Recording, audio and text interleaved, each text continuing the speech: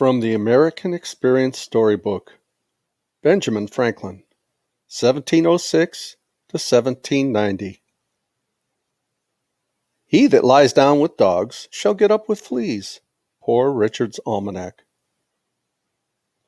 Though born into a poor family of soap and candle makers, Benjamin Franklin became one of America's wisest and most inventive founding fathers. Born in 1706, Benjamin lived to see the rise of the American Revolutionary War and the Declaration of Independence, and its culmination in the Constitution, which was ratified just 2 years before Benjamin's death. In some ways, Benjamin was not set up for success. For financial reasons, his father took him out of school at age 10. To keep him from running off to sea, Benjamin was apprenticed to his tyrannical older brother in a printing shop. However, there were stronger forces at work within Benjamin. He possessed natural curiosity, determination, and a deep desire to understand life. He read voraciously, took opportunities as they came, and practiced a lot of common sense, some of which he published in witty annual editions of Poor Richard's Almanac. Benjamin lived in Boston, Philadelphia, and London. He invented, among many other things, bifocals, the rocking chair, the lightning rod, and the lending library.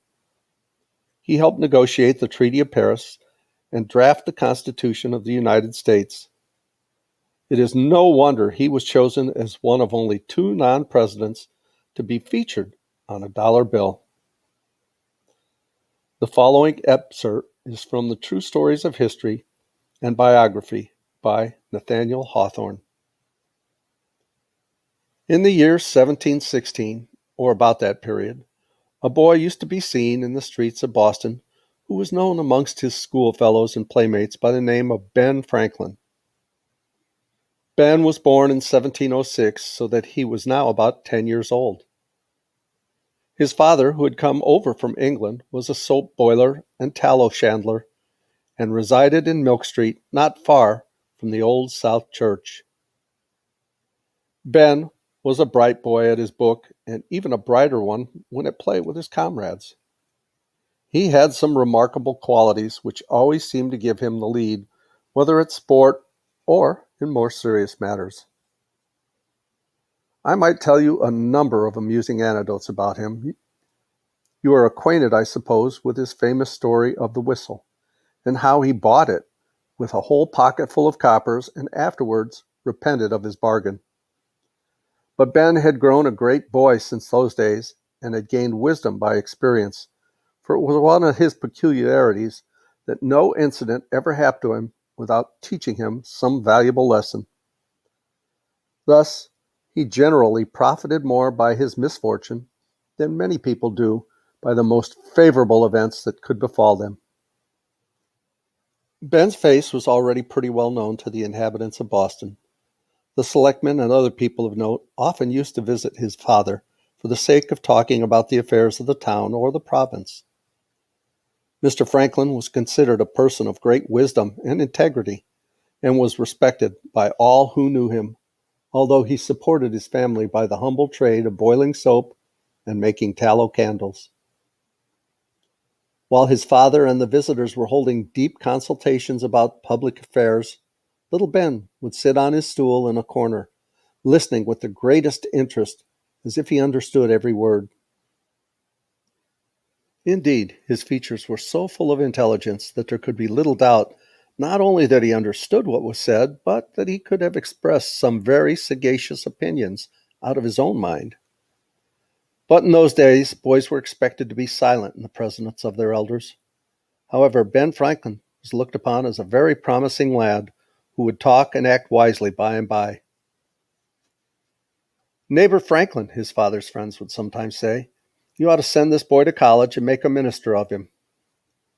"I've often thought of it," his father would reply, "and my brother Benjamin promises to give him a great many volumes of manuscript sermons, in case he should be educated for the church.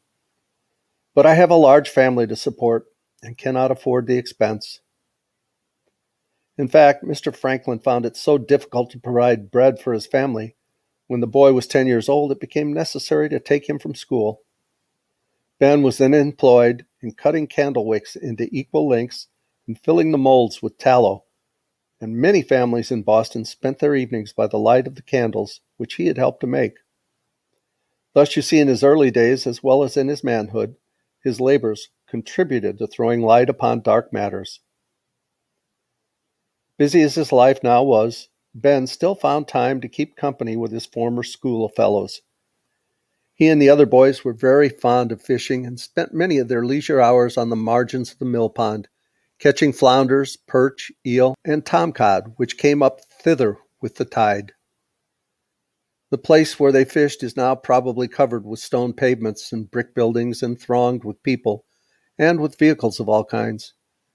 But at that period it was a marshy spot on the outskirts of the town, where gulls flitted and screamed overhead and salt meadows grass grew underfoot. On the edge of the water there was a deep bed of clay in which the boys were forced to stand while they caught their fish. Here they dabbled in mud and mire like a flock of ducks.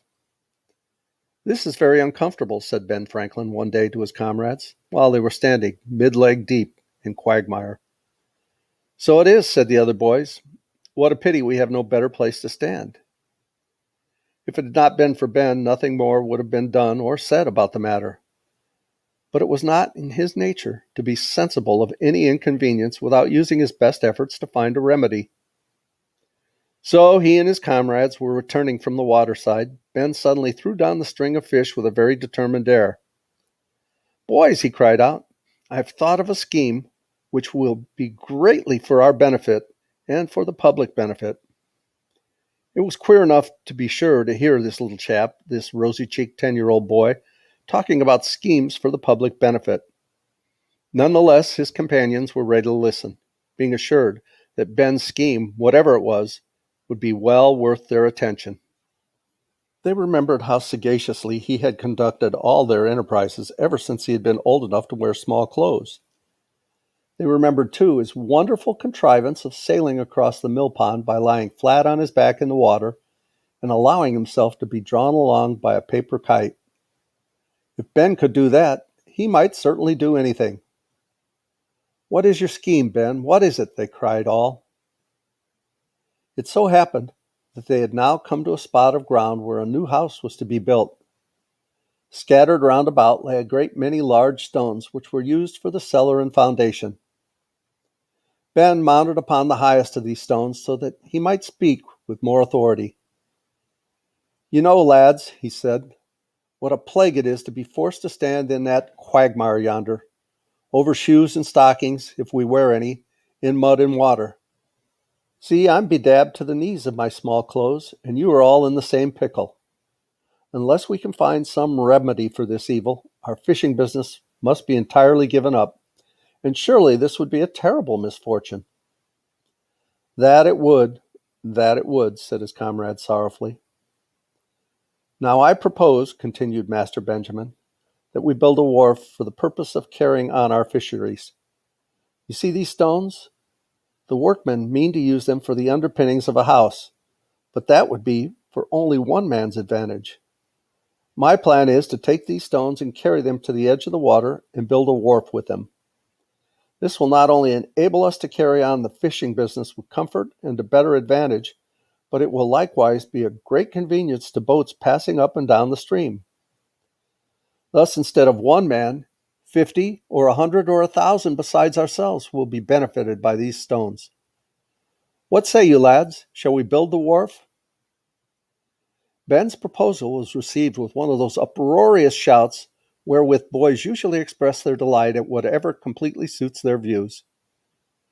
Nobody thought of questioning the right and justice of building a wharf with stones that belonged to another person.